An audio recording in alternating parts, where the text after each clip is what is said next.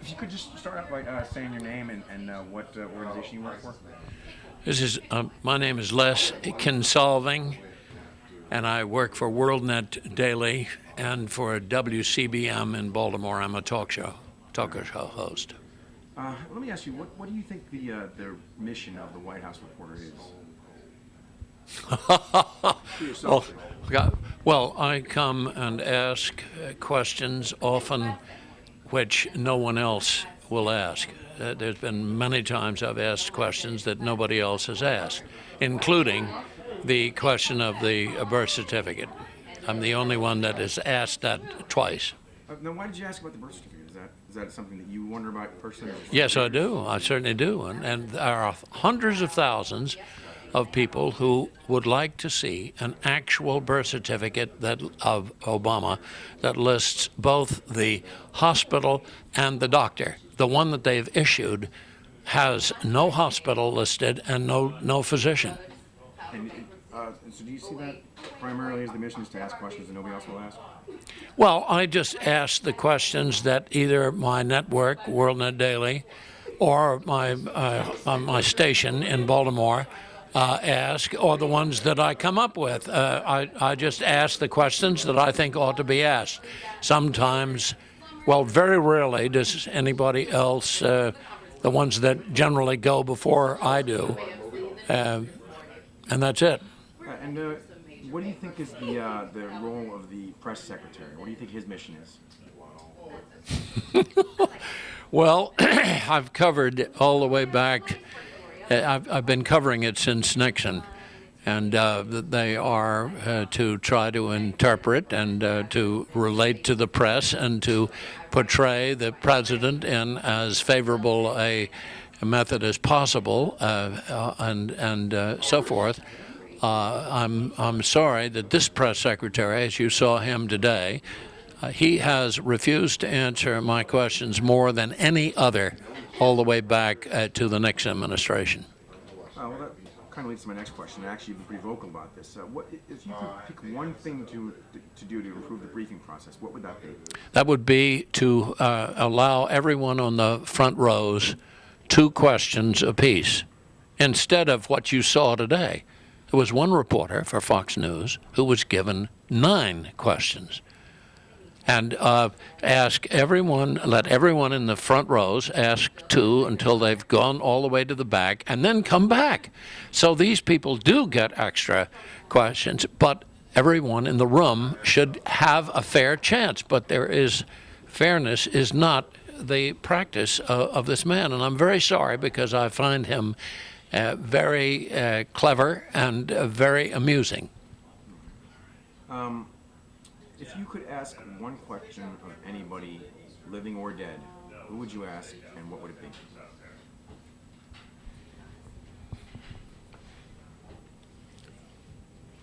Today, I think I would like to ask the president about clearing up his birth certificate. That's the one thing you would ask?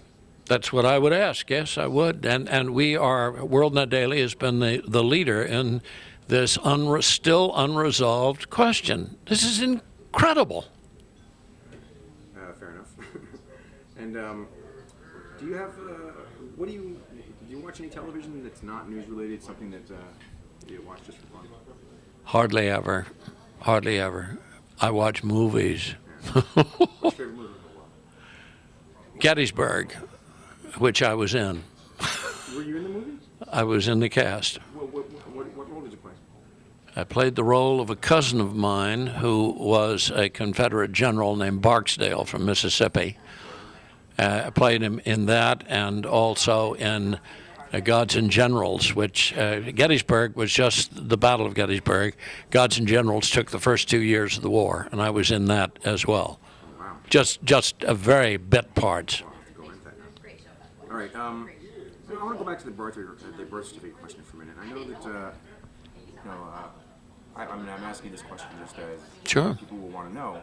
How do you respond to people who think that the birth certificate subject is somehow racially tinged, racially. How would you respond to that? I think it has. I think it has nothing to do with race at all. There's no racial motivation to ask why any president has only a certificate of birth, which was very similar to Sun Yat-sen of China, who got one of these from the Hawaiian Islands when he never went there. He was born in China. Well, what about somebody who asks, well, why didn't you ask for? I mean, you've been covering the White House since Nixon. Why were none of those presidents asked for their birth certificates, and this one is? Because, to the very best of my knowledge, every one of them had a birth certificate, and the issue was never raised with any of the other presidents. But I mean, are you aware of any other president producing an original birth certificate? Yes, I think they all have, except I think it goes back to, I think it's Grover Cleveland or something. There was one in the last century, as I remember. But the rest of them have all had birth certificates, and they should have birth certificates. I mean, this is part of the Constitution. It requires it. I want to talk a little bit about you personally, Lester. Okay. You know, I've studied up on you a little bit, and I find. Don't believe a word of it. Well, first of all, you tend to draw laughs here in the briefing room. I don't know if you noticed that. Oh, yes, I've noticed it. What's your take on that? How do you feel about that? Well, I think sometimes I'm sharing the laughter with the spokesman, number one. And number two, if they want to laugh, that's perfectly all right. They have every right to laugh. I've laughed at them. So, you know, a merry time was had by all. Do you ever find yourself like trying to get laughs, or is it? No, I don't.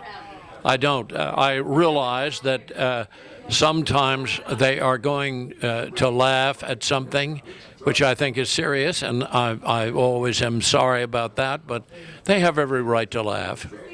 I don't hold any grudge against the people here who ask 8, 9, 10, and 11 questions, or 13, because I don't blame them. I blame the spokesman.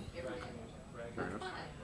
Now here's something that I don't quite know how to ask this, but I read that you were the person who first exposed the Jim Jones cult.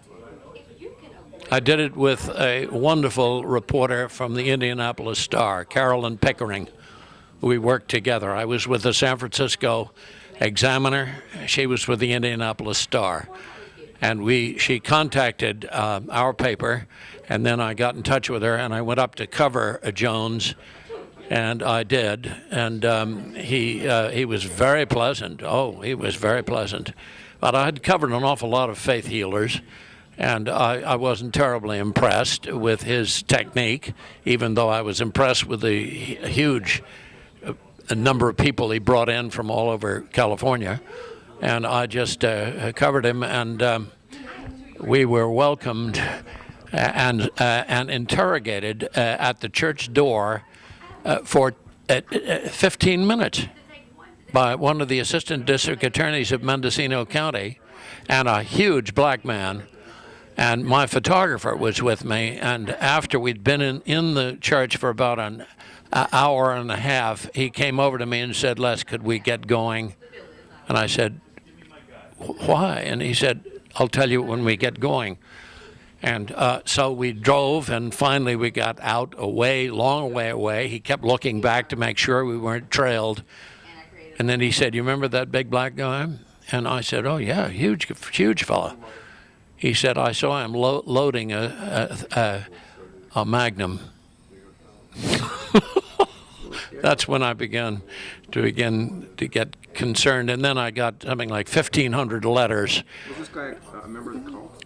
Oh yes, he was. And he was an assistant district attorney?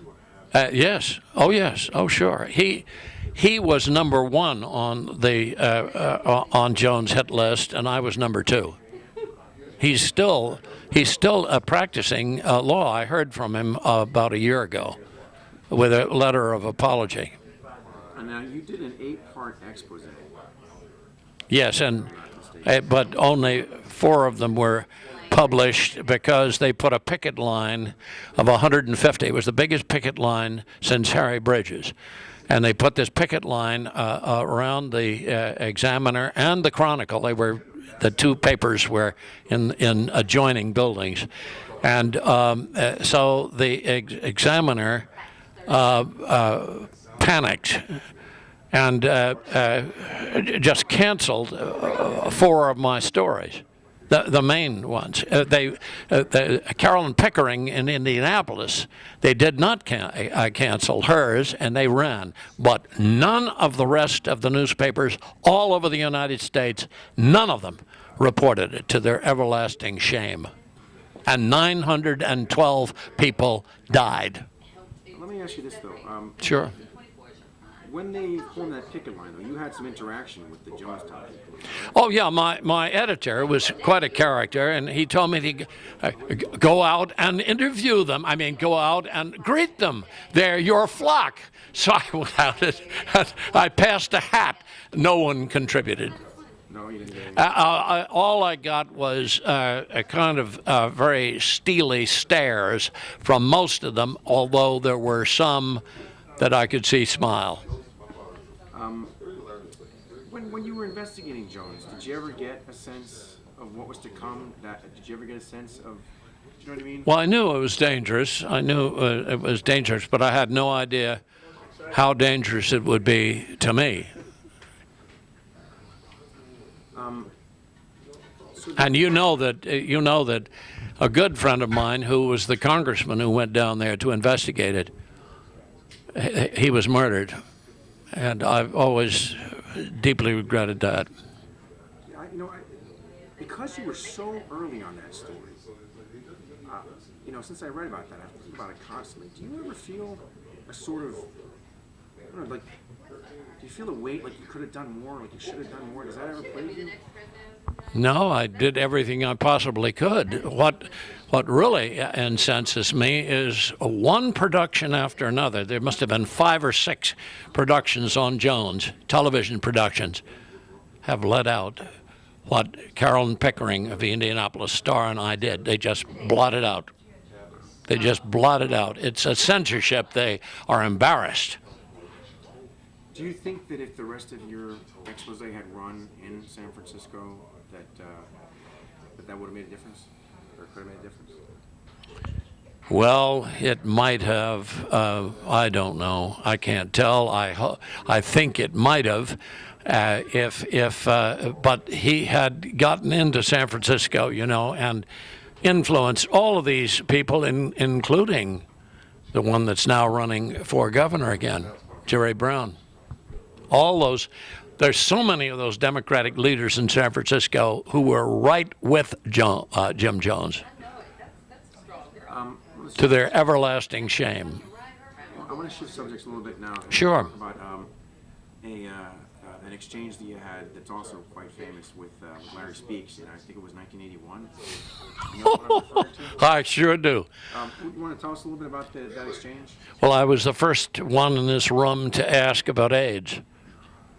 It had a different name at that time, but I was the first one to ask about it. And it just lists the number of times he tried to evade and made fun of the question. And I said, Larry, there are people dying all over the United States on this. Why do you think it's funny? He said, no, I think you're funny. I think I was something to that effect.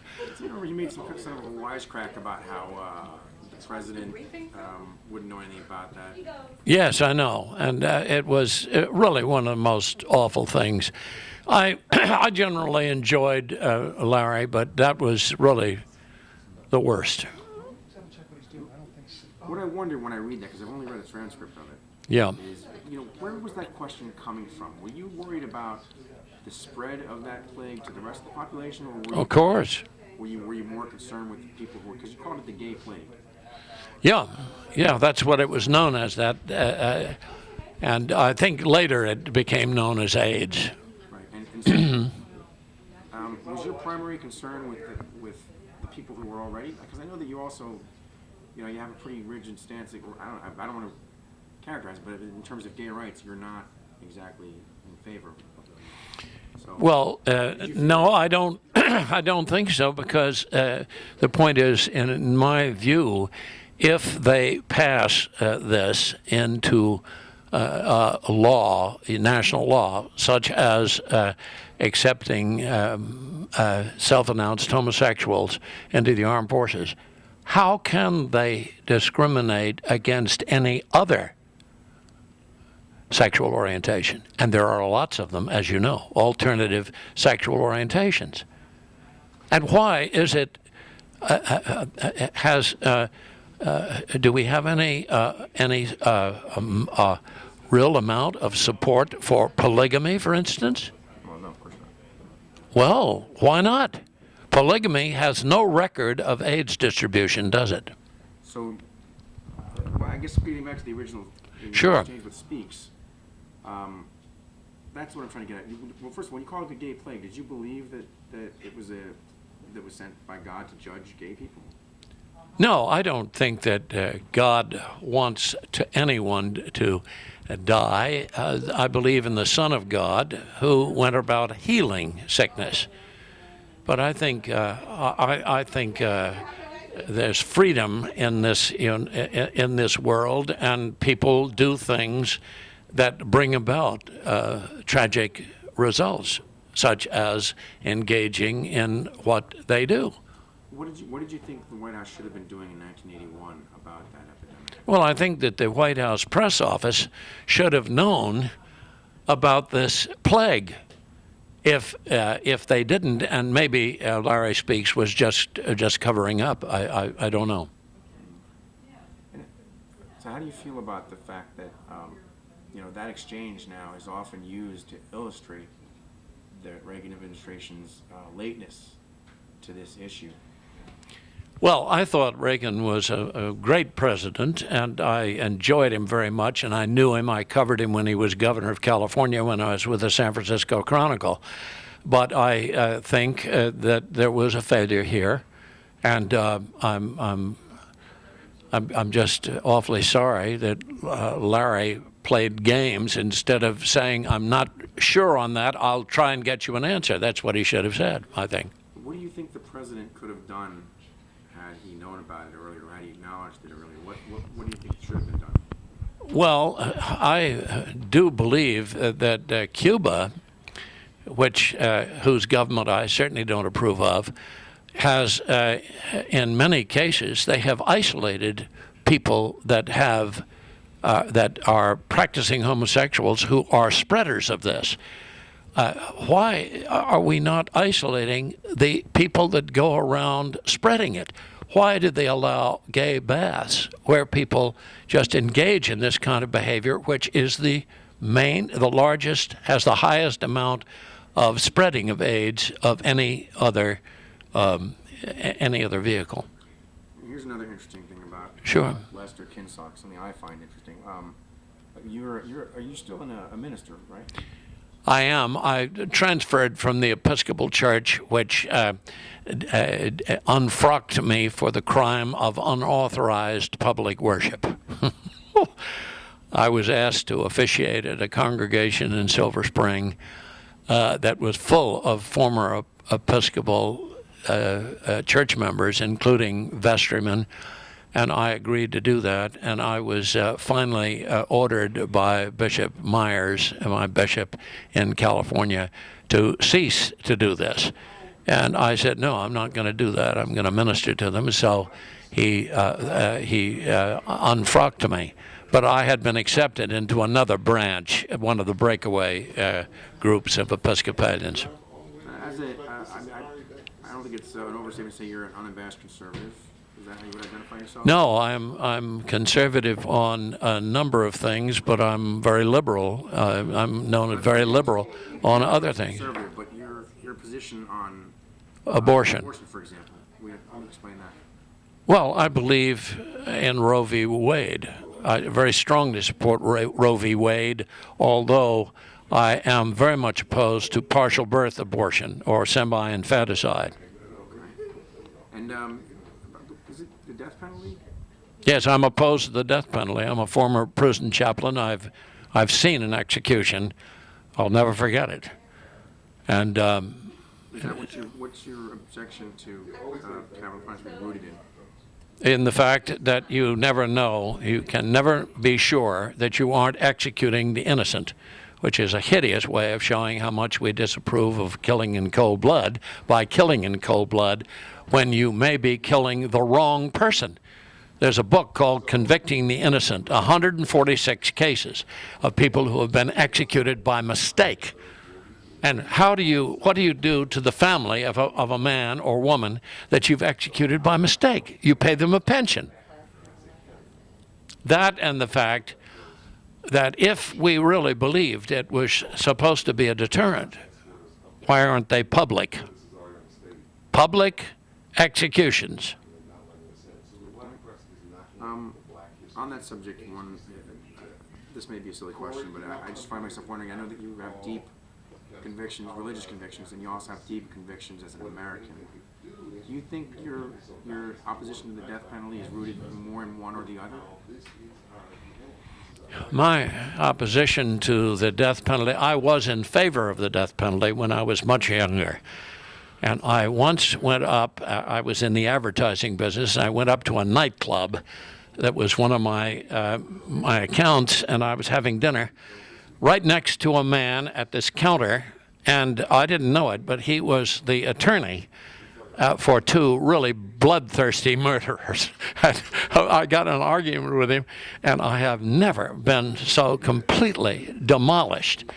And I went to see him years later, and he helped me change. And I just feel this. I should have felt it long ago. The most celebrated victim of capital punishment in history was who? Bill Lindbergh. Oh, I know you mean, of course, yeah. Sorry. I'm going to cut that. It was called the crucifixion. And that's the thing. Crucifixion of Jesus did not inhibit Christianity, did it? Interestingly, there's another guy who I'm not sure had a birth certificate. Well, they didn't issue them in those days. What's something else I wanted to ask? I really appreciate it. Oh, listen, my pleasure. I feel a real, I don't know, I guess you'd have to be a monster not to feel a deep connection to the story of Jonestown and what happened there. If it's not too painful for you, No. What were you feeling when you found out about it? How did you find out about it? And what went through your head? I was coming home. From an airport. I'd been out to cover a football game out in Pittsburgh, and I was driving home and listening to the radio, the senior electronic medium, where active Americans can do dozens of things while they listen instead of sitting paralyzed in front of a tube of the vast wasteland. I heard the news. And then I went home, and we notified the police, and they couldn't provide us guards, because you see, some of those Jones people were still in the United States, but we did have a 3/4 Labrador, 1/4 Doberman, and he was one of the greatest dogs I ever had, and his bark could be heard for miles, and he guarded us during this time, and I've never heard from them again, and there have been people that have tried to have tried to alter the whole meaning of the Jonestown situation, and I'm sorry. That's been the case. How so? Well, relatives of a clergyman that I remember I went to while investigating this, and I left my briefcase when I interviewed him, and he turned the briefcase over to the Jones people. Yeah, he did. And they went, and I found that the Jones people came and went through my whole house. We went to a football game in Berkeley, and the Jones people broke in and searched everything. They didn't touch anything except my columns. I had about 6 columns, but fortunately I had extra copies of the columns. Yeah, that was in the days before that. Yeah, yeah. Is there anything, this will be my last question, is there anything that you would want, my site is read by conservatives, liberals, people down the middle. What would you like people to know about Lester Kinsolving that they might not otherwise know? Well, I'm married to the most beautiful woman on earth. I love her very deeply. She was queen of her graduating class at the University of California. She is the mother of my 3 children, a son and 2 daughters, and she and I are grandparents. She is known on the air. She comes on the air about once a month, and she's known as the BD, which means the Berkeley Democrat. And we agree to disagree agreeably. Opposites really do attract, huh? How long have you been married? 56 years.